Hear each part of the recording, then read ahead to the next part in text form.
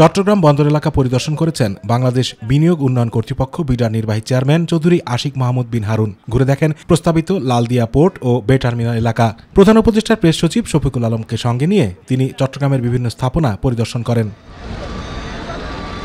পরে BIDA chairman সাংবাদিকদের জানান, চট্টগ্রামের কর্ণফুলী নদীর তীরে লালদিয়া গ্রিন পোর্ট নির্মাণ প্রকল্প হাতে নিয়েছে সরকার। এ লক্ষ্যে নেদারল্যান্ড ভিত্তিক একটি প্রতিষ্ঠানের সঙ্গে আলোচনা চলছে।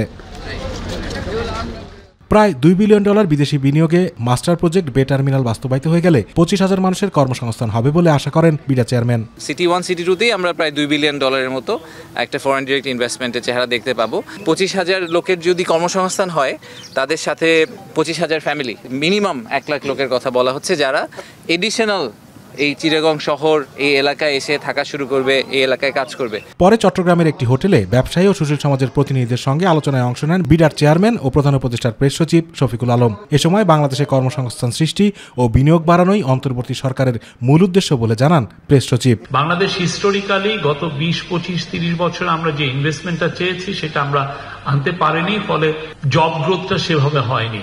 ফলে আপনারা দেখেন, আপনার পুরো চিটাগাং রিজন জুড়ে সবাই চলে যাচ্ছে মিডল ইস্টে, যারা এখানে বিশাল একটা প্রোডাক্টিভ ফোর্স হতে পারত।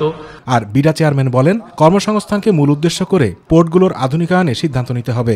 আমরা যদি পোর্টগুলো করতে পারি, আজকে আমরা যে নাম্বারটা শুনলাম যে শুধুমাত্র বে টার্মিনালেই 25,000 এডিশনাল কর্মসংস্থান হবে।